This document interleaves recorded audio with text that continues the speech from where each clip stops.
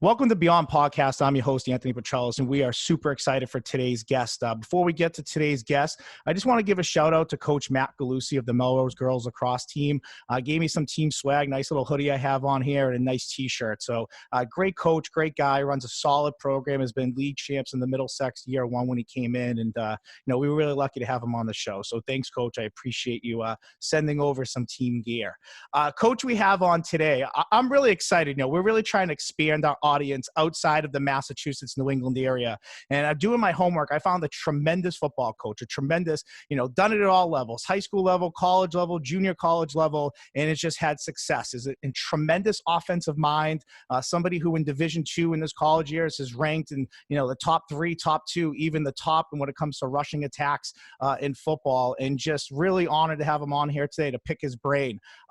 Actually, just as of last week, it took a new gig as the current athletic coordinator and head coach of Brownsville Veteran Memorial High School.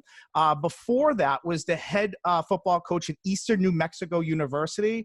Also served as the team's coordinator there before becoming the head coach from 2012 to 2016, and has been to a few different places that we'll talk about today. But wherever Coach has been, he's got the Midas touch when it comes to offense. He just knows how to pound the rock and really eat up a lot of clock. So we're going to talk a lot about Coach today. We are super excited. I'm super honored. Again, from Brownsville Veteran Memorial High School, Coach Kelley Lee. Thank you, Anthony. Excited to be on. Appreciate you having me. Absolutely. Absolutely. So we're going to jump right into it. When I did some homework on you, the real cool stuff that stood out at the beginning, and this is my favorite stuff, is you come from a football family.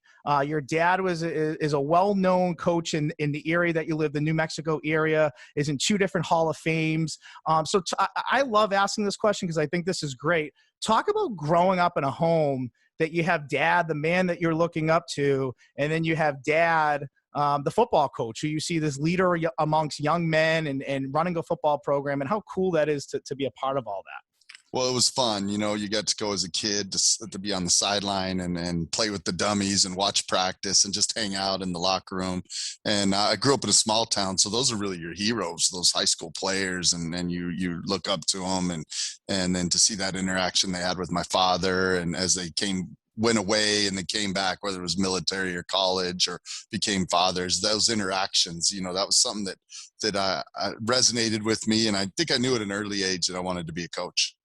Yeah, it's awesome. I think it's just cool, because for myself, I know looking up to the coaches that I coached with for such a long time, but that person being dad, it's cool all around. You get to see 2 different men and how they lead the family and how they lead the football team. And you're also a pretty good athlete yourself, doing a little bit of homework on you. I know when we talked in our pre-phone, you were laughing a little bit about playing quarterback, but you were a college quarterback at Western New Mexico. Is that correct? New Mexico. That's correct. You were a real good high school athlete as well. You were part of 4 state championship teams. So obviously that speaks. So when did you know, when you were in high school, did you know, you played a lot of different sports. Did you know that football and being in the coaching world was something that you wanted to be a part of well after college and into your life? Yeah, I think it was during those high school years that I realized that, I didn't want to leave the athletic realm. I knew I wasn't going to be a good enough player to play forever. Fortunately, I was good enough to play a little college ball, but I didn't have delusions of playing professional. So I kind of started thinking about coaching then and started watching, good coaches along the way and studying schemes and kind of what I wanted to do. And so, yeah, I think those experiences helped build me and what I sought out as far as leaders and mentors.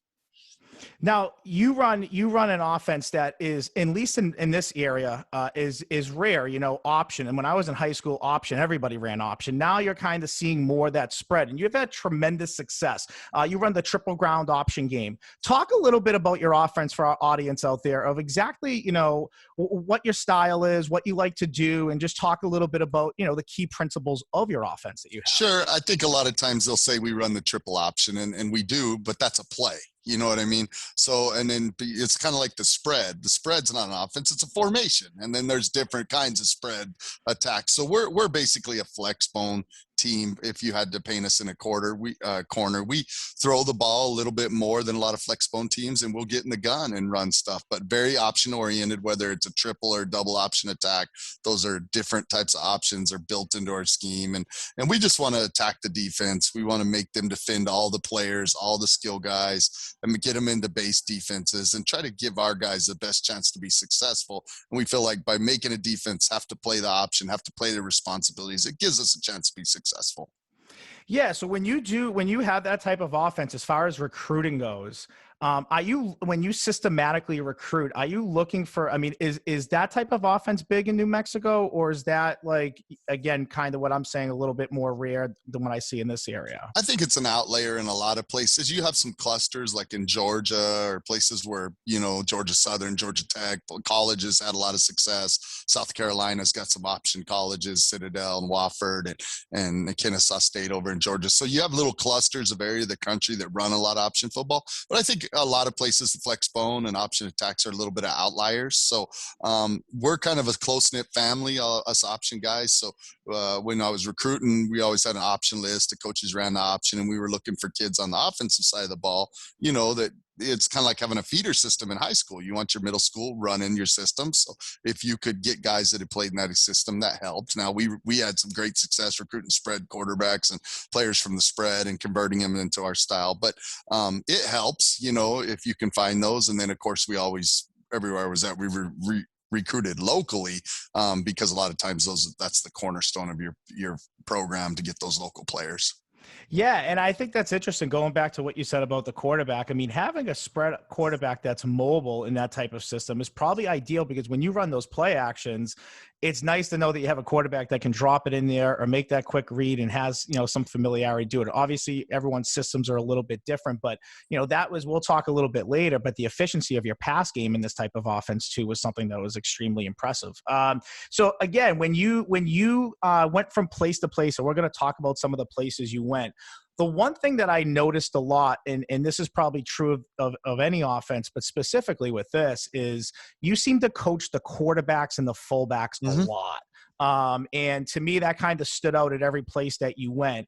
I mean, systematically, obviously, there's that that fake that happens right away, or that give that happens right away. I mean, talk about, as an offensive coordinator, in that mind of being really involved in that part of the offense or those specific positions. Yeah, I think a lot of times that's not unusual with the quarterback spot. And our offense is more particular.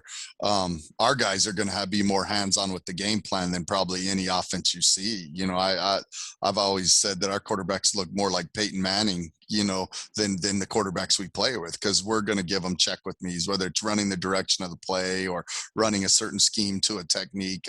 They're going to be involved. So you need to be involved. They basically become another assistant coach, and you're coaching them, and they're handling the ball every play. And they're really the point guard of the offense, distributing it. But the uniqueness is that you're coaching that B-back or that fullback with them. And the reason is because those two are married so much together with the meshes, whether it's your midline or your inside veer or whatever your mesh you're going to have. Even when you get in the gun, they're usually, that fullback's going to be your dive phase on the inside zone read. So those guys have to marriage together. They have to understand what we're trying to get out of the offense. So you need them both on the same page, and they've got to be able to work well together, and just practice time it works. Now, there's times we'll send the fullbacks or B-backs off with the running back coach and so get some just quarterback time, or they're going to go with the receivers. But a lot of the time is spent, and your indie time is spent with those guys working together. So it always worked well. Yeah, I just feel like those ball fakes are just so important in that type of offense, again, because if guys are keying you, you're going to make teams stay loyal to what they got to key, and let your athletes, especially your back in space, gets that little pitch and gets the corner, and it's a race.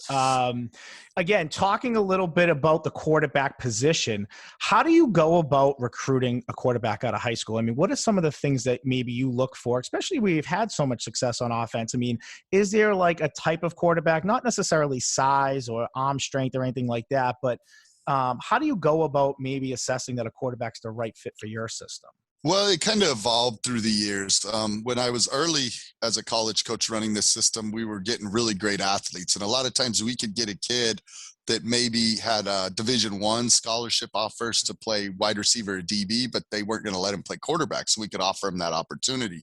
But now the spread game is involved so much. A lot of teams are playing with an athletic quarterback. So sometimes those guys would go ahead and take those Division I opportunities. I was mostly a Division II coach. So we ended up playing a lot of times with more of a pro style kid, and sometimes our guys could throw the ball a lot better than the guys in the spread. Because they're looking for a really great athlete to run their offense. And so we ended up with guys that could really throw it. But I think the key in this offense is that guy's got to be really unselfish, because he's got to distribute the ball where the defense is allowing you. And if he becomes selfish, then it doesn't work. So he's got to be unselfish. He's got to be physically tough, because he's going to have to run the ball and take hits. Some guys, they're really worried about their quarterback taking 5-6 hits. Our quarterbacks are going to run the ball 15, 20 times a game and take hits. So they got to be tough, and they got to be mentally tough, because they've got to make decisions under duress throughout the game. There's not very many times they get to just hand the ball off to someone and watch. Most of the time, their read's going to determine where the ball goes, whether it's in the pass game or in our run game. So you need someone who's got poise, can be mentally tough under duress. So I think those are really the characteristics that, above all, leadership and physical and mental toughness. And then we like our guys to be able to throw the ball. Yeah. And it's a great element to have, especially when teams start loading the box against you. I mean, you keep them honest when you have a quarterback that can sling the ball down the field. Absolutely. So, talking about, again, and you had mentioned it, the quarterback, I mean, essentially is the point guard of your system. So, I know you started early off in your coaching career at Eastern New Mexico. And then you kind of jumped in as an OC at the New Mexico Military Institute. And just statistically starting there, I mean, that's when I kind of started digging into your numbers a little bit as an OC, or just an offensive mind in general. And in 2006 and 2007, the 2 years you were there, you were the offensive coordinator and recruiting coordinator, and you finished second in the nation in rushing both years. Right. I mean, talk about, as a young coordinator, I mean, gaining that confidence of coming in, systematically running your system, and being top 2 in rushing the 2 years you're there. As a young play caller, or as a newer play caller, I mean, talk about the confidence level that maybe gave you early on with, the evolution of your offense a little bit. Well, that was a fun time. We had a great staff. I worked for a guy by the name of Jeff Lynn, and then his brother Josh Lynn was our defensive coordinator. And then we had a guy by the name of Joe Fortner, and we were all young guys. And I went on to be the head coach at Eastern, and Josh Lynn was there for a while, and I went with him, and he's the head coach at Nebraska Kearney, and Joe Fortner is now the coach at New Mexico Military. And Coach Lynn moved into the high school ranks and has a lot of success. He's won a couple state championships there in Roswell at a high school. So we were all real young, and we had a great staff, and we worked really hard, and we were kind of old school in what we did. And I think that gave us, we were young guys coaching it with a lot of passion, but doing old school philosophy. And I think the kids bought into it. And it was one of those situations where we had some talented kids, but with the military component and that, it was tough to get kids to go there, because it was a tougher situation. So we needed to do something a little different, and we did, and it was a great experience. And we had a lot of success. We were on the ball. I think one year we were 5th in the nation in total offense, so it wasn't just that we were running, we were really moving the ball well. And the triple option could work really well at the junior college level, because you don't have as much time to practice and see it. And there's not as much discipline maybe. And a lot of guys on the defensive side are trying to get sacks and big plays because they want to highlight tape to advance to get to the next level. Well, that kind of play, individual type play, does not fare well against the option. So we would go against teams that have 10, 12 Division I recruits on their defense, and they would just struggle to stop us because they weren't playing team defense. And so the option, or the flex bone, was a great scheme at the junior college level. Yeah, and like you said, I mean, a lot of times you're not blocking guys on purpose, and you're optioning off of them. Like, and I know my years of coaching high school football, there's been plenty of D linemen that were like, man, we're gonna have trouble blocking this kid. Let's just option off of him. You know, you read him. Yeah. It takes their best player out of the game because they're going nuts. Because they're just standing still a lot or stutter stepping a lot, and they're not usually what they're used to. So I always find that interesting that I can sometimes slow your best player down by not even having to touch him. I mean, it's kind of crazy. it's nice to have that in your back pocket, because there's some guys that are awfully tough to block, you know? Yeah. So it's nice that you have that luxury for sure. And then, again, when you were there also, you also were, then you went on to be the offensive coordinator and the assistant head coach at Midland in 2008. And then in there, again, you ranked, number 1 in red zone efficiency, which is, to me, unbelievable. So I kind of dug into your offensive numbers here a little bit and didn't just look for the statistical rushing yards or how many total yards you have in a game. I started looking at some of the categories that I feel like are money categories here, categories that when teams are really good at in these categories offensively, they're hard to stop. So number 1 in red zone efficiency, which I'll ask you about in a second, but you were also top 10 in rushing offense and 4th down conversions. And we're going to touch base on your 4th down conversions later on in this podcast. But I mean, red zone efficiency, talk about, as an offensive staff, how it must have felt to hear that statistic and know that statistic, that when you get into that zone of, when defenses kind of toughen up and offenses need to toughen up and tighten up a little bit more, that your efficiency rate of scoring touchdowns and scoring points was number 1 that year. In the league.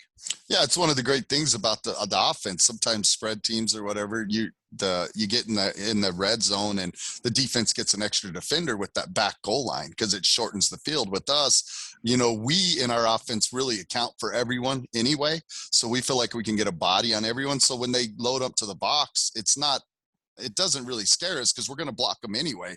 Or a lot of attacks, when they load the box, those guys are now in blocks. We've got a body on everyone.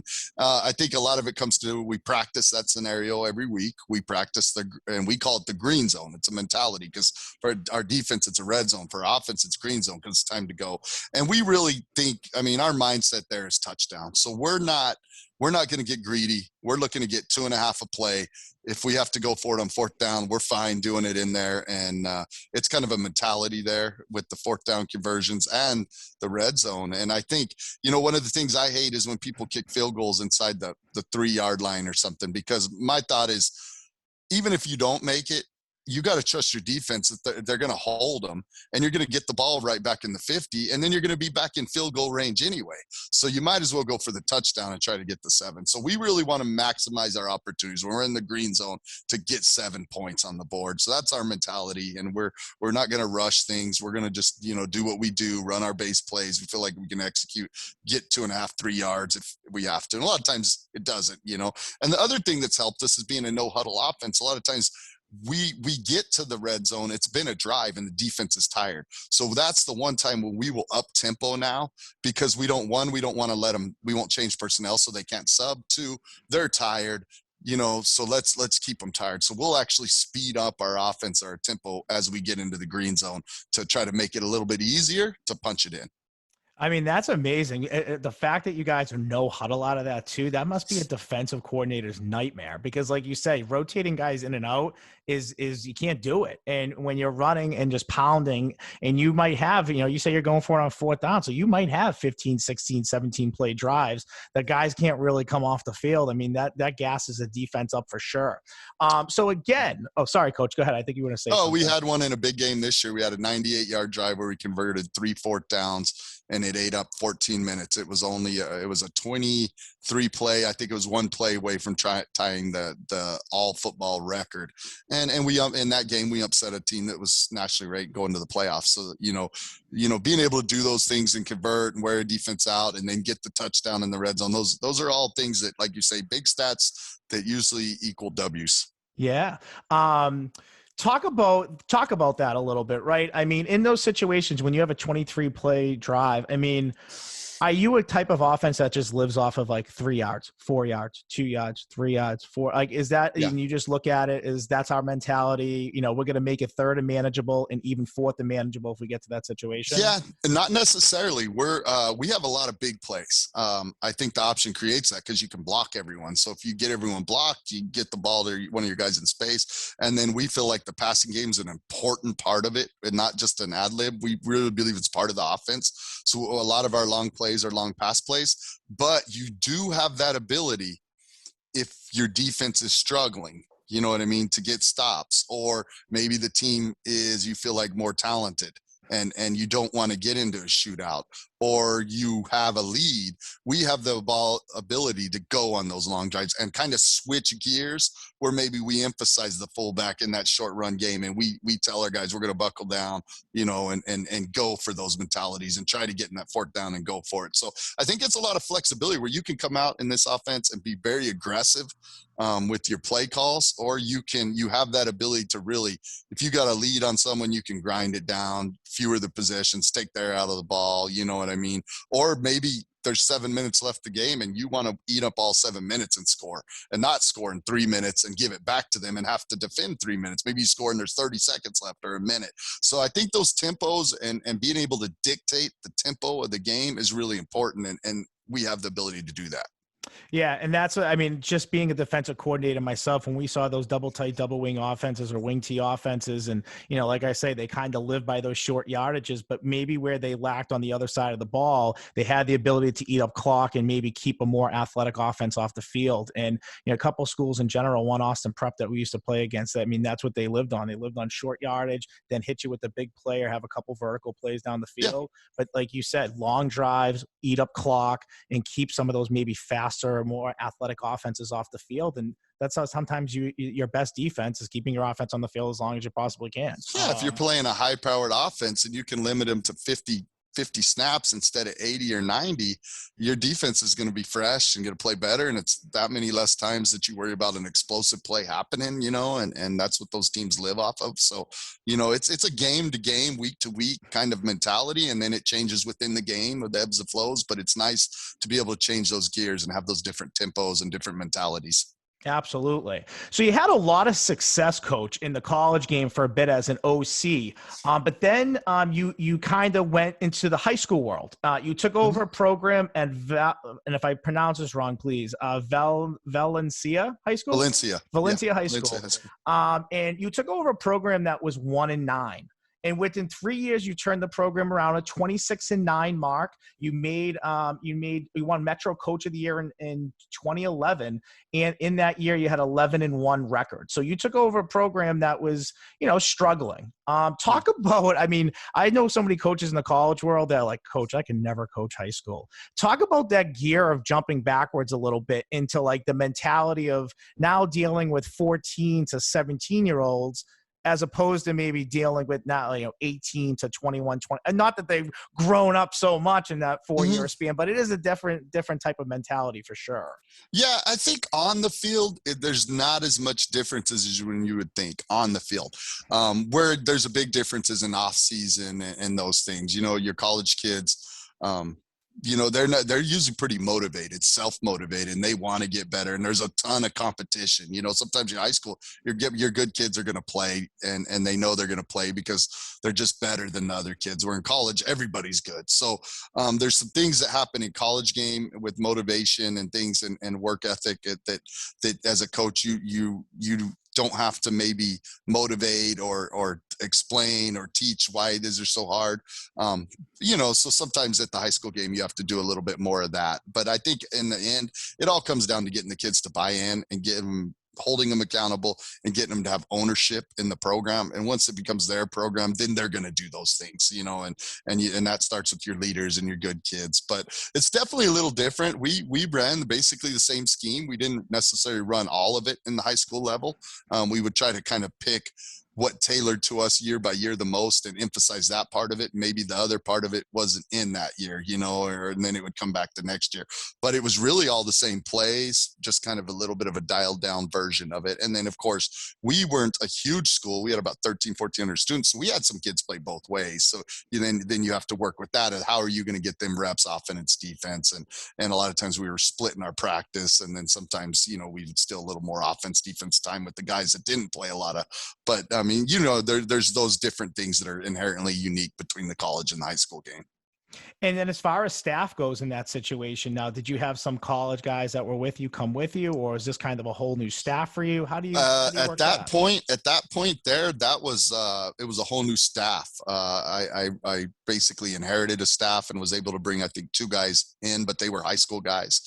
So here we're in that process here at Veterans, and when we've got some great guys on staff, we're going to retain and we're going to be able to bring some guys in, I think, for some some guys with some high school and some college experience. So it'll be a little different here than it was there. But there at that stop, it was basically taking over new staff, teaching them what we did, getting them to buy in, and moving forward from there. And what do you look for in coaches? I mean, when you're looking, especially in either high school or college level, it doesn't matter. I mean, what are kind of the big things that you look for in a coach that are just really important at baseline? Yeah, I think you want to have guys that have similar philosophies if you can. But the most important thing is guys that have great character, impeccable integrity, and they're going to build relationships with the kids. Because if they're going to build relationships with the kids will do what they want. And then you as a head coach or coordinator can teach them what you want to teach. You can teach them the scheme because they're going to be willing to learn. And if I always say, if you can coach, you can coach anything because you're going to relate to kids. You're going to be detail oriented. You're going to know how to set up drills, and then we'll teach the schemes and get going. So above knowing specific schemes or being an expert in one area or the other, men of integrity and guys that are going to build relationships. And then always you want to get, if you're hiring young guys, you want to get young guys that want to be head coaches because they're always going to, they want to advance to be a coordinator, then a head coach, because they're always going to be looking to learn and sponges. And so I always like those guys that want to be head coaches down the road. Yeah, and it's so important because you mentioned character. I mean, being around young adolescents, whether it's teenagers or, guys in their young 20s that, you want role models there too. At the end of the day, football is football, and anybody can coach a sport if they really understand it. And you can get guys to learn schematically, drill-wise or scheme-wise, what it is that you want to do. And men of integrity will teach that. So I always find that really important, even at the college level, of how coaches look at that and value that. And what I find, it's really the same across the board. I mean, what high school coaches are looking for in their program, college coaches are looking for the same exact thing. Yeah, it's true. So again, just kind of talking about your success offensively and now at high school. I mean, talk about the culture you have on offense, right? And what I mean by that is talk about, obviously running the option, it's a physical type of offense, and you have a lot of success and get a lot of buy-in from your players, and you successfully do it. And that's a credit to you as a coach. But maybe just talk about the culture around your offense, or just the culture around your program in general, of what it's like.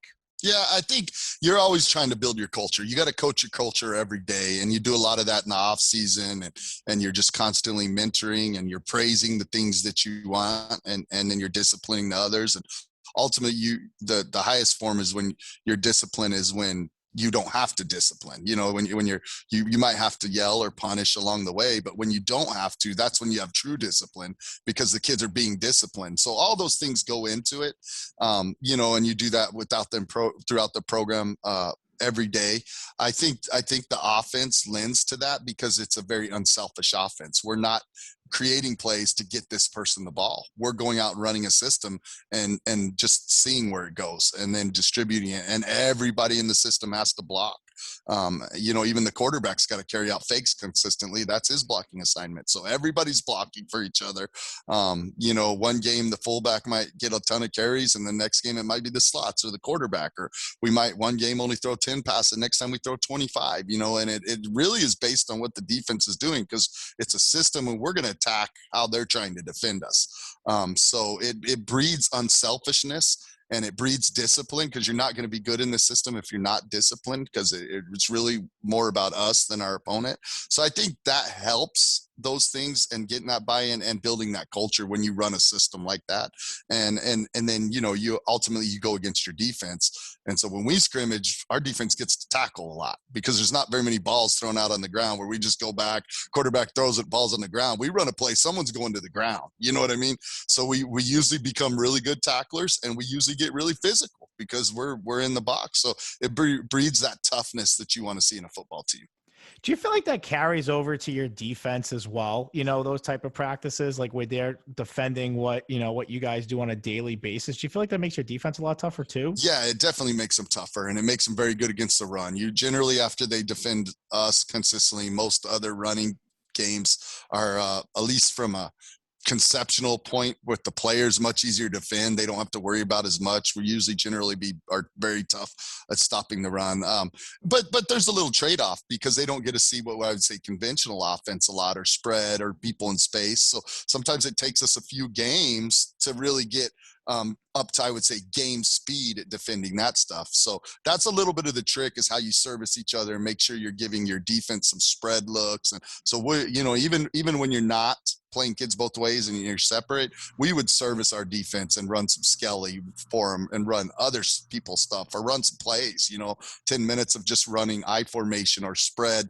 RPOs was the big one for a while, everyone. So we give them so that they get to see some of those with our best players running them and not just the scout team, so they can help them adjust to that game speed faster.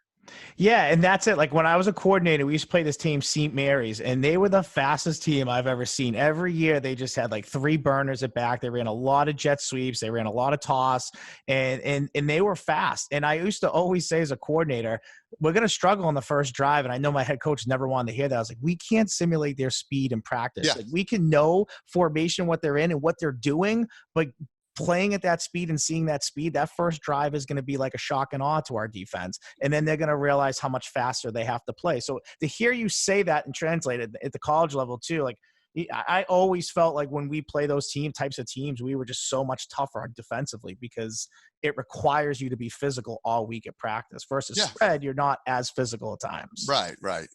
I agree. And so after that, I know that you jumped from that job. You went back to Eastern New Mexico where it kind of all began for you in your coaching career a little bit. Now, is that something that a job opens up? You apply for it? Did Eastern New Mexico maybe approach you at all? I mean, how did that kind of work out for you? Yeah. A guy that I was a graduate assistant with, Josh Lynn, and then coached at NIMI with his brother and coached with them on the same staff. He had just had a really good year at New Mexico Military. He'd become the head coach and he was an alum of the school and he got the job. And I was high school coach and he called me and we had been successful running the option when we had been there before. And then they'd gone air raid and we had 7 straight winning season. They went air raid and had at the time 7 straight losing seasons. So, he really wanted to go back to what had worked, and we knew running option football, being aggressive on defense, recruiting the local New Mexico and West Texas kids, which was really the area that we had recruited before. So he asked me to come on and I jumped at it, and the opportunity. And we turned over the system. I think we went 3-7 our first year, but the second year we went 8-3 and won the Lone Star Conference. And they hadn't done that at that time since 92. And that was 12. So it had been 20 years, and we'd have winning season every year since then, both as my time as a coordinator or as a head coach. So, it was a great experience as a coordinator and then a tremendous opportunity when I moved up to be the head position.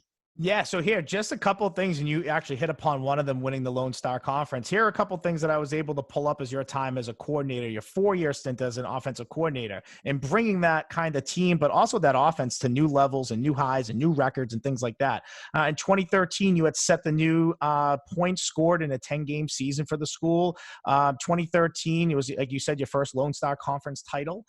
2015, you achieved the #1 rated offense in the conference with 345 yards per game. And then looking at the major categories, you finished top 17 in Division II out of 10 out of those 12 categories. So, those higher up, important statistical spots. I mean, talk about that offense, because to me, it wasn't just about the Lone Star Conference. It was all about Division II.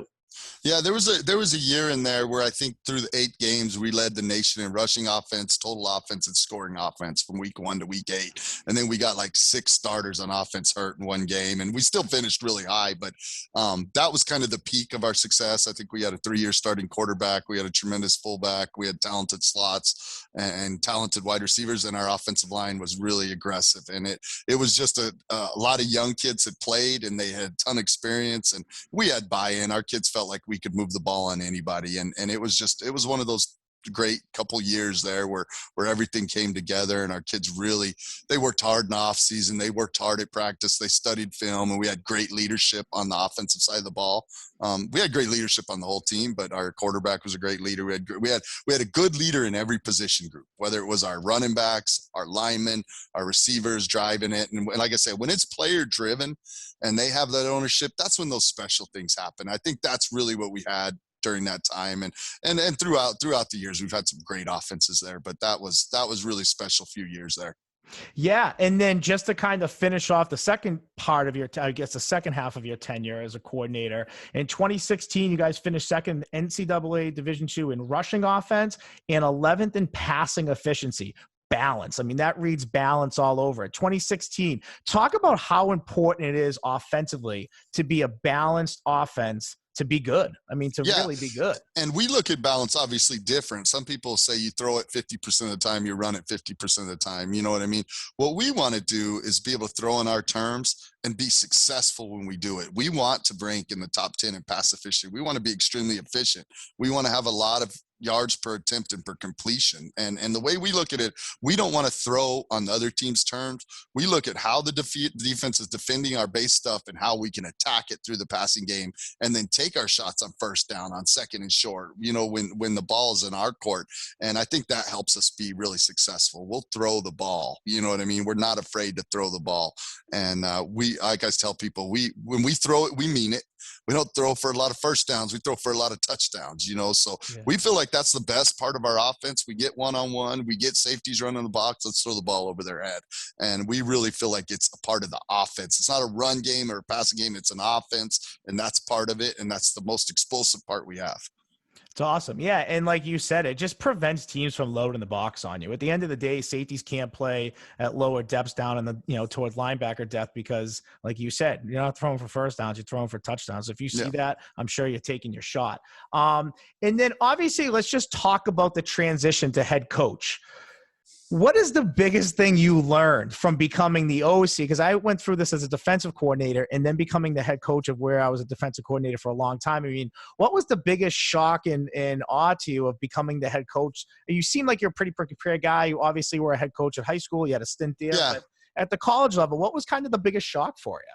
I think I was fortunate because, you know, growing up in a coaching family, I'd seen it well around. I'd been a high school head coach, and the previous coach had let me privy to a lot of things, you know, as far as our equivalency and our scholarships. So I pretty much had a really good feeling of how we did things and got to see behind the scenes what he had done and got to make a lot of decisions. So I really knew our formula for what we were doing to be successful, but it is different when you're the one doing it. And the main difference for me is there was obligations outside of football, you know, attending meetings or doing media and stuff that takes away from your time to prepare as a coordinator and as a position coach. So, you know, and things come up, you know, so what I learned is to be very disciplined in my time. You know, I did a lot of work at night after my kids went to bed, get up super early, get work. So when I come in the office, I wasn't relying on that office time to watch film.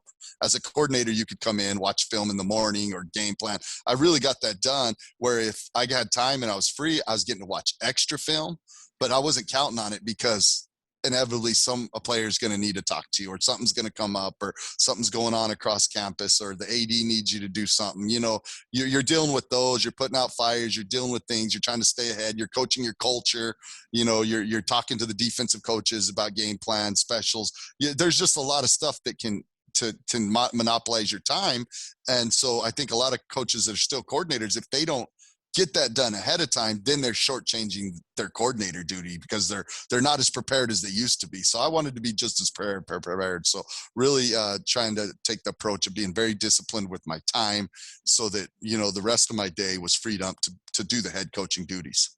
That's great. I was going to ask you that. So the balance of being the head coach and being the OC and how you deal with that, and you just kind of boom, point blank, that's it. Yeah, I was the head coach during the day, and I was the OC the rest of the time, you know? Yeah. And that's what's so crazy to me. So just to kind of pick your brain a little bit more about being a head coach at that level, talk about recruiting. Like obviously programs have recruiting coordinators and so on and so forth that will go out and start recruiting players in areas or cover different, you know, zones or districts or whatever. What's your role in that as a head coach, as far as like game planning or mapping out the recruiting trail? This is where we're going, this is what we're looking for, and then how you start making those decisions of who's a scholarship, maybe who's a preferred walk-on, things like that? Yeah, it's a little different at the Division II level because you're working with partial scholarships. So it's really kind of a money ball approach. You're trying to spread those out and make sure you get enough depth at the positions you need. And a lot of times you're recruiting a whole offense and defense every year. Where at the Division I, it's a little more position specific. But with that said, you still have needs. And sometimes those needs are going to be immediate where you're reaching out to the junior college ranks or looking for a transfer. And sometimes we're going to graduate some kids. We need some young kids. So I think balancing, we need young kids versus kids at that spot that can play right away, program kids that you're going to develop versus maybe a kid that you think's more talented that you're going to have to spend more money on to get. There's a lot that goes into it, a lot, probably more at the Division II level than any level, because it's not apples to oranges, it's partials versus fulls, and those kind of things. So a lot of things, but you got to have great coaches. You got to have coaches that get out and really recruit hard, because your coaches are the ones who are going to recruit at that level. And then you've got to have a plan for, your program kids, your other kids, your high school kids, and then your transfers. Awesome. And looking at that process, when do you start it? I mean, obviously I know it's going on during season somewhat, but when the season ends, how much of a break is it from season ends to, okay, we're on the hardcore recruiting trail? Yeah, you just start right away. Right. You've been recruiting during the season. We have recruiting meetings and you've already recruited and it just now the season's over. So you have more time. So that's when you get out on the road, and you're trying to visit coaches, and then you're doing your campus visits or your home visits and scheduling the kids to come back to your campus to visit. So it never really stops. It's kind of, in college, recruiting is kind of like shaving. You either do it every day or you wind up looking like a bum. So, it's a year-round process. And at the Division III level, it truly is. At least we have some sign-in days where, at least at our level, it shifts gears.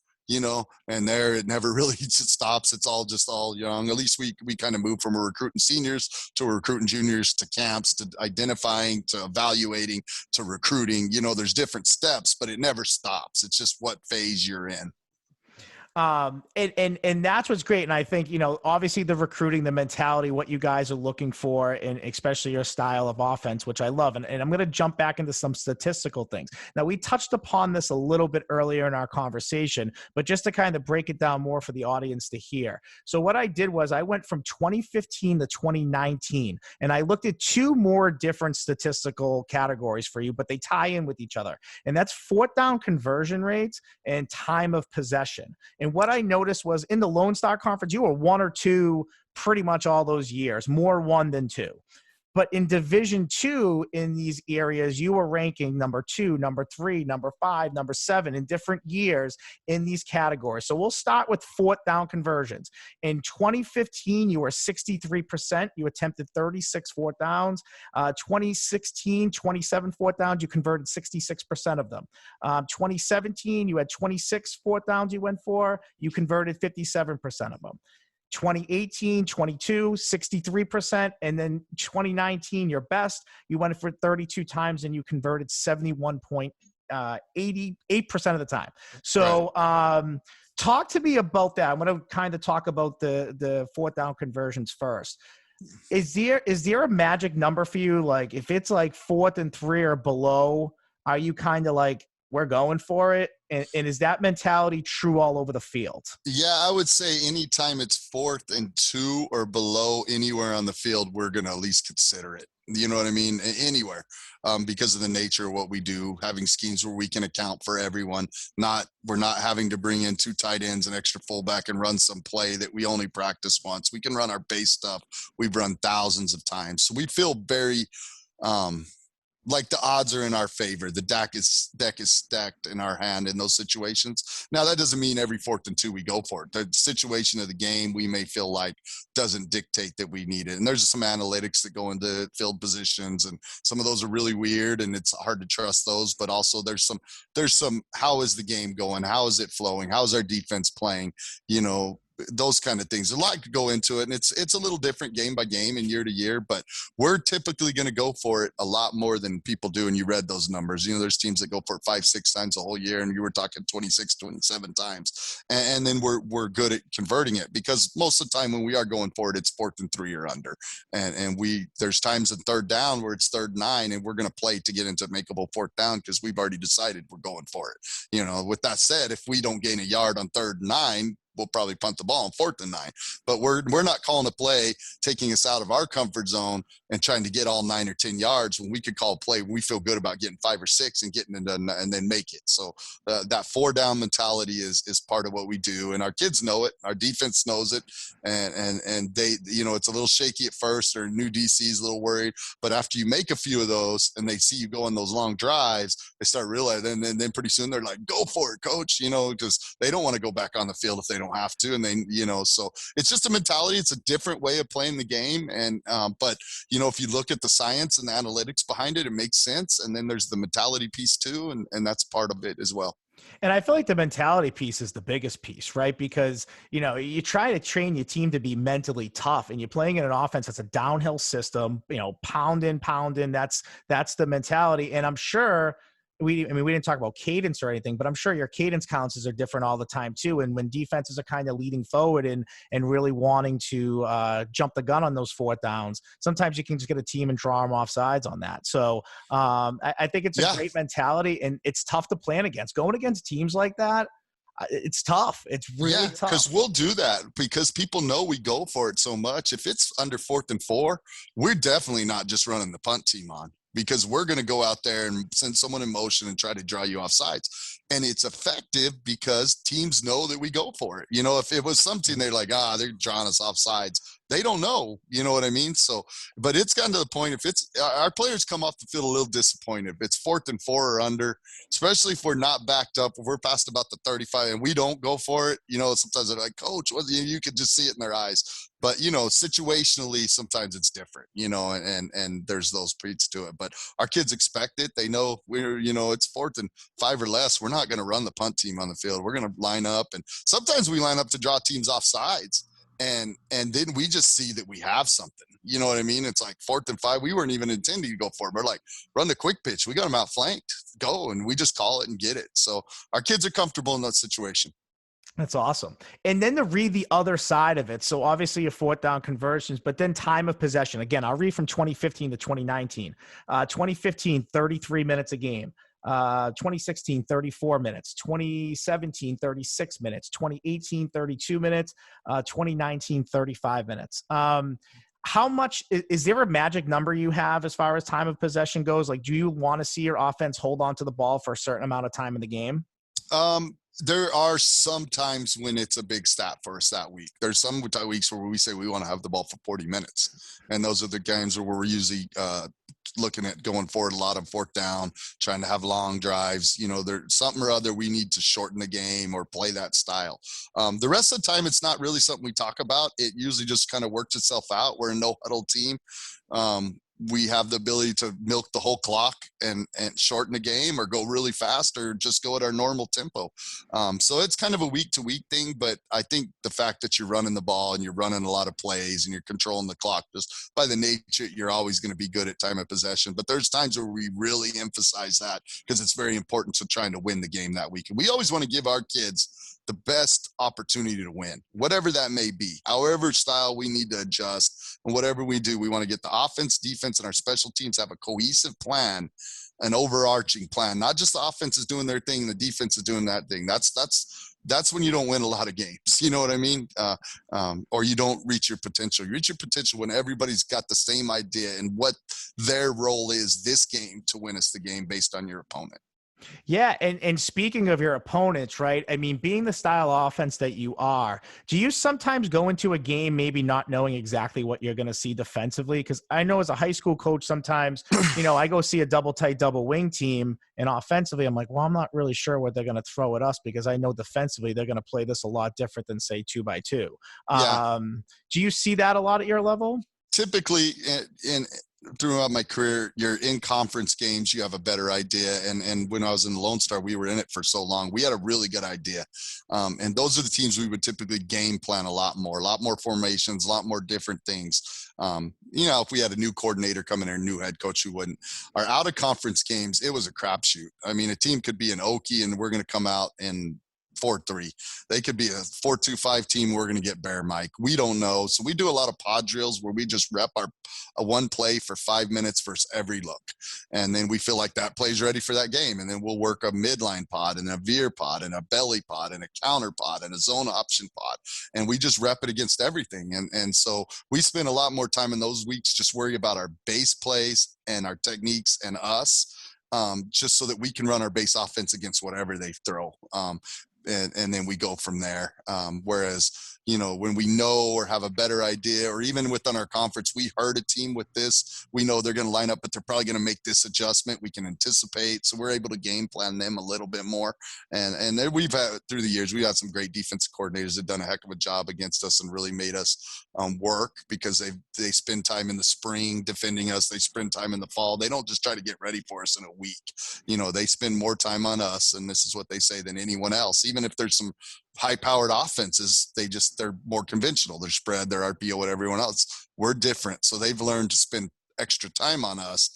So it's made it tougher in our conference. Than we've been really good out of conference, because people aren't as familiar with us. Even though we keep it a lot simpler, they're not familiar with us, and we're really good at what we do.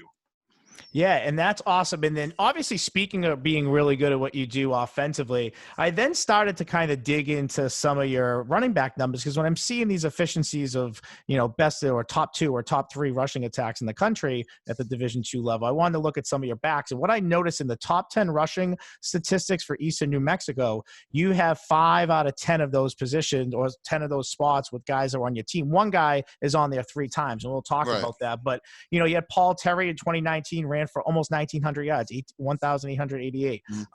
Elon Spite, if I say that right, that's in correct. 2014, he ran for just over 1,600 yards.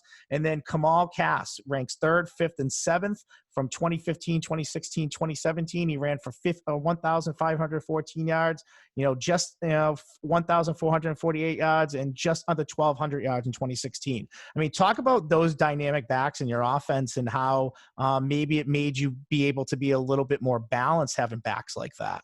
Yeah, and all 3 of those guys are very unique. They were all playing our B-back or our fullback spot. None of them started as that. They all started as slots. So what makes us a little different is at that spot, we play our very most talented running back, our best guy that with the ball that's tough enough to take the punishment and run between the tackles. Because sometimes you have a really talented slot that's just not going to run in between the tackles. He's going to dance. It's just not his game. So our best guy that's tough enough to do it. So Kamal was a 100-meter champ. A lot of times he was the fastest guy on the field, and Paul wasn't as fast, but great vision. He actually saw the holes good, strong lower body, made a lot of people miss. Very just a hard guy to tackle. And Elon was incredibly strong and hit the holes really hard, and they were all 3 different type players. But we just want a good, talented person at that spot, because they're going to get the most carries, and so you don't want just a big 250-pound fullback that, that's not the guy that's going to be explosive or strike fear. Now, we've had some big fullbacks, and there's a place for them, but our philosophy is to put our best running back there. That's our tailback. And those guys were all tremendous kids. They missed very few games. Even with all those carries, like Kamal was the leading rusher in our school's career for those 3. I think he missed 2 games. Paul never missed a game, and Elon never missed a game. So durability is the best ability, and they always came to practice. They worked, because you got to be blue collar, because it's a blue collar spot. A lot of those yards come between the tackles, so they got to be tough. Yeah, and it was just crazy to see that. And, obviously your offense and just how dynamic it is to just keep pumping back after back, whether, they have a lot of talent or not, but it's great to have a system, like you said, in which you're putting your toughest, most, athletic / toughest guy in that spot, and they're running between the tackles. So they're getting hit by big D linemen, they get hit by linebackers. So it's not an easy spot to, and you said having and they get tackled a lot when they don't get the ball. I mean, if they get 25 carries, they may get tackled 15 more times in the game where we pulled it, and the DN tackled them, they canceled them and did their job. So we always like to have 2 guys that play. We usually like to have a guy that's getting a series each half to take a few punishments, but still they're still going to get those 25, 40 contacts a game. Plus then they got to go block. So but that's that toughness that it takes to play in this system. Yeah, and it's just, I mean, I've seen it, I've played in it, I've seen it, and yeah, I know exactly what you're talking about when you're saying those guys, they're carrying out their fakes. That's part of their job too, like your quarterback is, and Mhm. sometimes your quarterback might take a whack or two if he's carrying out the fake, and the guy's trained to hit him and hit the quarterback if he's carrying the fake. I mean, that's how I used to teach as a coordinator too.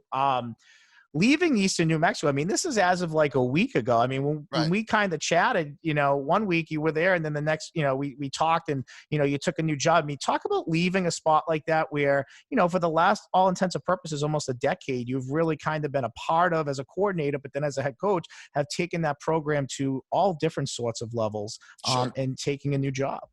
Yeah, I think it goes back to my roots. My father was a high school coach. I kind of started as a high school coach, and some of the most fun I ever had coaching was at the high school level. I think it's a unique situation where you can really impact young people and give them a lot of direction, and we kind of miss that. And I think the COVID um, gave some perspective for me, and I got to spend a lot of time with my family that I hadn't got to spend. And we were in a state where things were shut down. I mean, there was no eating out, there was nothing. My kids went on spring break and they never came back. So I feel like wanted to make up for some lost time for them, get them in a maybe a different place where there was a little more opportunities for them to do things. And then when I had time, because the college and high school job, you're going to be just as busy, but you're not on the road recruiting in high school, so you're going to get to see them play, and then maybe more things to do when we did have free time. And down at Brownsville, it's great weather, great climate. The school I'm at, Brownsville Veteran Memorial, phenomenally academic school, great system for my kids to go. As athletic coordinator, great athletic program. Teams go to the state almost every year, and coaches have been here. It's a relatively new school. I think it's 10 or 11 years old.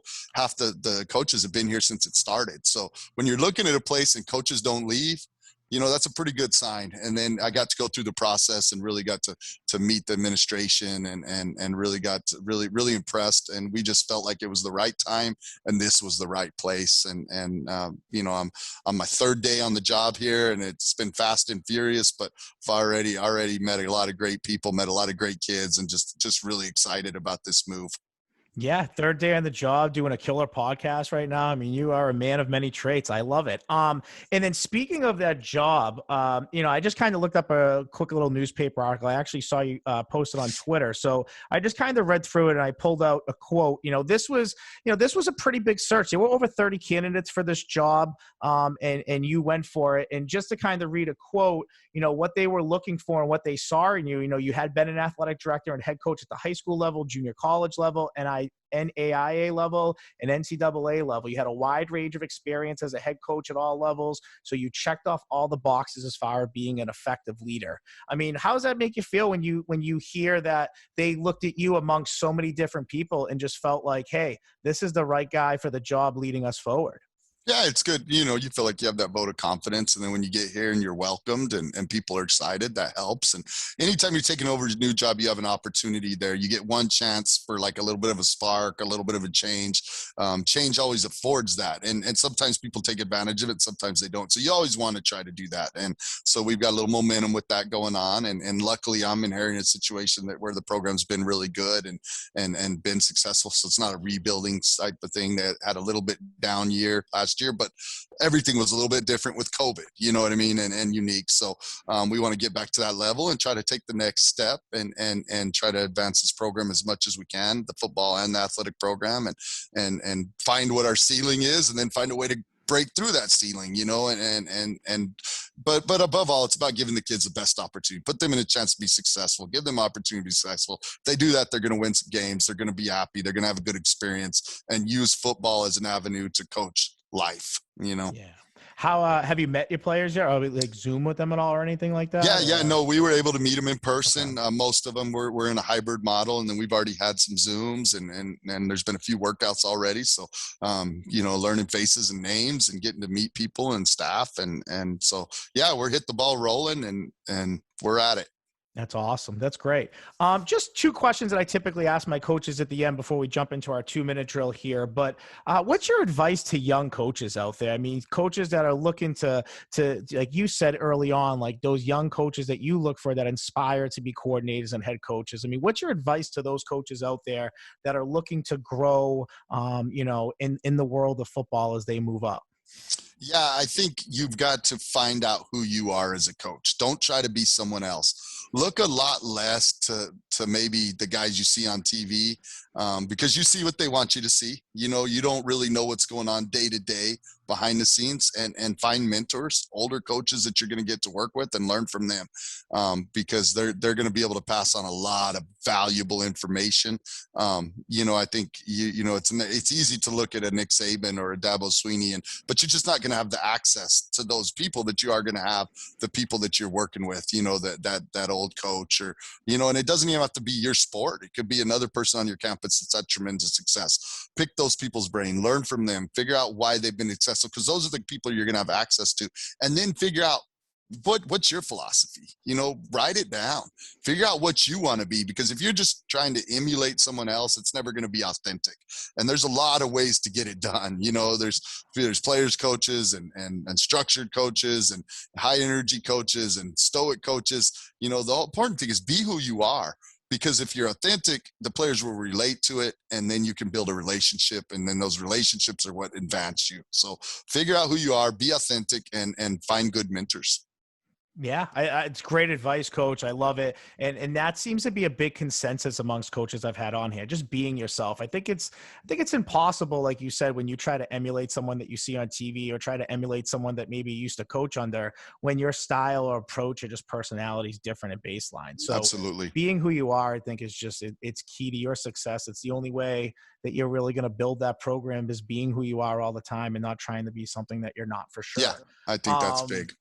And the last thing I'll ask you is just sacrifice. I mean, we talked on Sunday, you drove 13 hours. I mean, in these jobs and moving around, I mean, have you moved around a lot, things like that? And I did for a while. Yeah. I was fortunate enough to be in Portales for about 9 or 10 years there at my last stop. So it's been a while, but this was an instance where they were about to go on spring break. So I know that when you take these jobs the first week, you're getting, especially being an athletic coordinator, a lot of people are going to need you. A lot of loose ends got to get tied up. So I wanted to get here this first week, so I jumped on a car and came, so we could work out those kinks, get settled, get rolling, so that when we come back after spring break, we really get to working with the team and the athletic program. So I think it was important, but those are the kind of sacrifices and decisions you have to make. But I think it's important as a coach, you've got to balance, like when you're looking at jobs, is sometimes you move for career opportunities, and sometimes you move for quality of life and for your family, and you've got to balance those things. It can't always be career.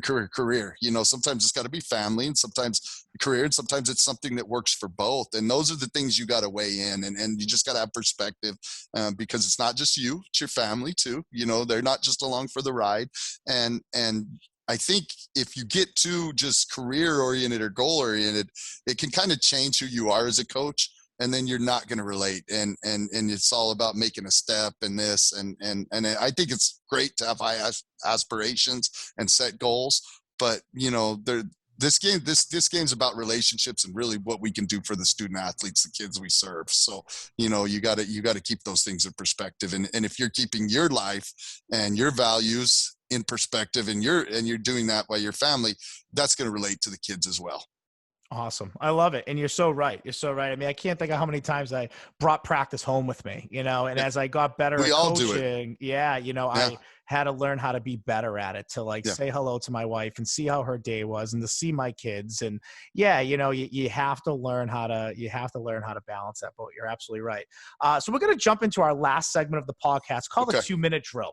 And basically I just fire some rapid fire questions at you about the sport, and, whether it's coaching or just in general, and you kind of give brief 1-word, 2-word answers.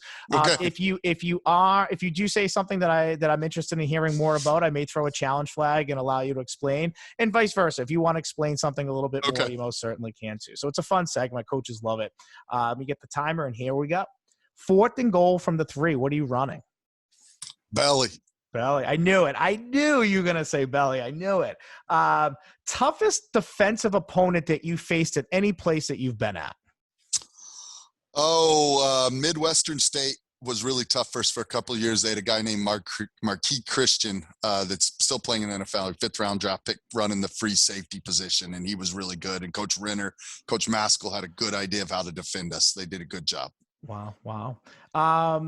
Which current NFL quarterback, if you could have in your system of offense right now, would you want to have? Oh, probably Lamar Jackson. That's what I figured. I figured you were going to say that, or like a Russell Wilson, someone who was efficient throwing the ball. Yeah, can throw the ball and run it. Yeah. One word to describe yourself on the sideline during a game. Intense. What would your players say? Might call me a wild man, but no, I think focused and intense. Awesome. What would you say of all the offenses you've coached, which offense do you feel like was the most efficient? Not necessarily maybe the best, but just the most efficient. Our last year at Valencia High School, we went into the semifinal game. I think we'd punted one time all year. And not because we were just going for it, just because we were really efficient. We averaged 50-something points a game. We scored just about every time we had the ball. That was a great, and it's relative, that was the high school, and we've had some great ones at college, which it's a little harder to do something like that at college, but just overall, that was about as efficient as you can be. That's awesome. What would you say is the one thing that's changed about you most as a play caller? Probably a little bit more situational awareness. Maybe younger, just go, attack. Now there's times when you don't need to attack. You need to score slower. You know what I mean? Or protect your defense. And so probably just understanding the whole perspective of not just being aggressive on offense. And the last question I ask you is a little different, off topic here is, will Tom Brady win his 8th Super Bowl before he retires? I would never doubt that guy for anything now. I mean, it's just amazing. He's probably the best football player to ever play and probably one of the greatest athletes to ever play what he's accomplished. So I wouldn't doubt anything. They got a lot of weapons, and they might be better next year if they're still hungry. Yeah. I mean, being a Massachusetts guy, I mean, there was nothing more I missed this year watching a Patriots game than seeing him. Oh, I imagine that was hard. It was so weird. good. I was his biggest cheerleader in the playoffs too, just rooting for him. So it was cool. But Coach, you survived the 2-minute drill. Awesome. I want to thank you for coming on. I know you've had a crazy busy schedule, and I appreciate you even taking a call with me driving, 13 miles. One question I do want to ask you is New Mexico. Have you ever been to the Four Corners before? Absolutely. How is it there? I teach about it every year in school. It's just a spot where the four corners meet, and you can stand in all four. Nothing really fancy. That's it? Oh, it is a pretty part of the world, though. I mean, it's pretty country up there. But I mean, you go up there, and it's like a piece of concrete, and you see the four corners attached. So, my God, that's so disappointing. It's not a earth-shattering event. No, but I've been there. All right. I teach that every year in school, and I always tell the kids about it. And I was like, one day I want to go there. And now that I hear that, I'm like, oh, okay.